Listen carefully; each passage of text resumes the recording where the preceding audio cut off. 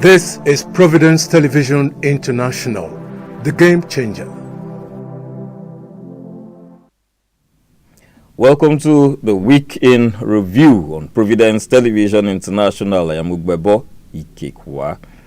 The Federal High Court in Abuja has refused the Nigeria Police Force bid to stop the Free the Kanu Now protest, allowing it to proceed as scheduled on Monday, October 20th, 2025. The Inspector General of Police, Kayode Egbetukun, had dispatched police lawyers to the court to move an ex parte motion against activist and protest organizer Omoyele Sowore in a bid to legally preempt the planned demonstration slated for Aso Rock Villa. However, Justice Umar of the Federal High Court, Abuja, declined to grant the motion, which would have restrained the protest from taking place.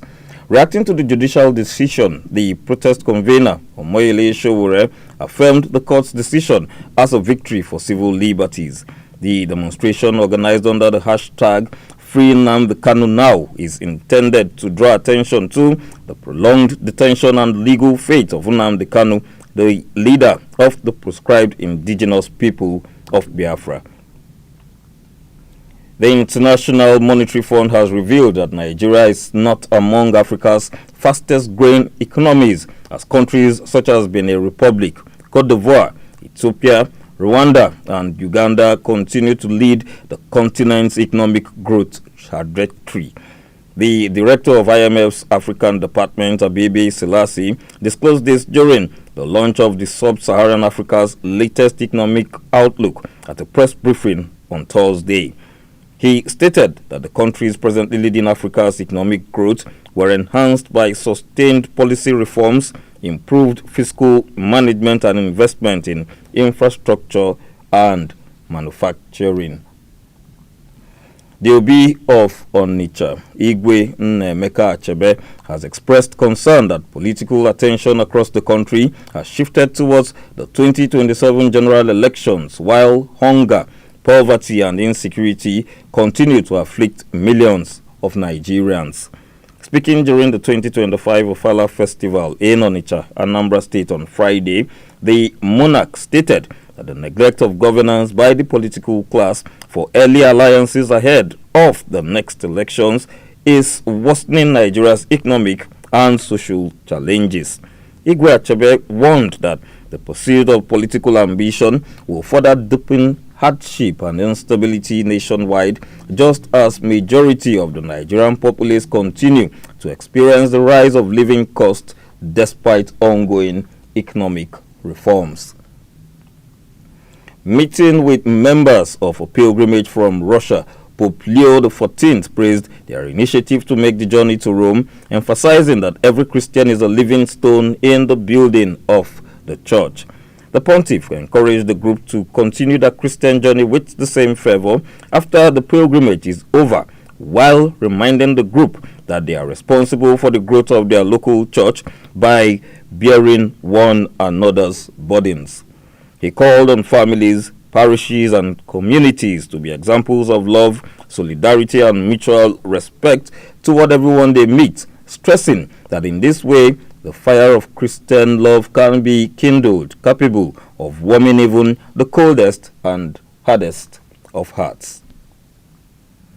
The Rivers State Police Command has arrested a 46-year-old man, Abi Baragon, for allegedly assaulting and inflicting injuries on a lady who rejected his marriage proposal in Port Harcourt.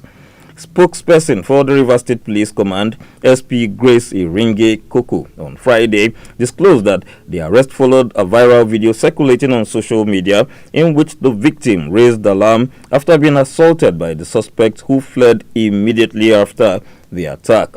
He was, however, apprehended by the police through intelligence-led policing and technical tracking on October 13, 2025.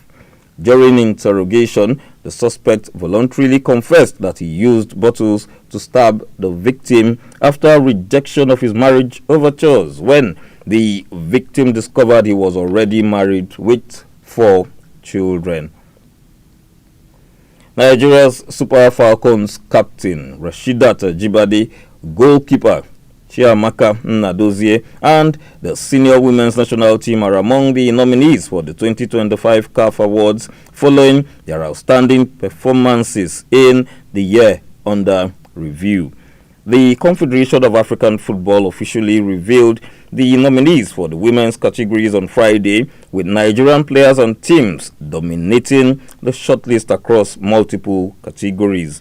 Ajibade has been nominated for the African Player of the Year award alongside her Super Falcons teammate Esther Okoronkwo, who won the Woman of the Match award in the final of the 2024 Women's Africa Cup of Nations in Morocco.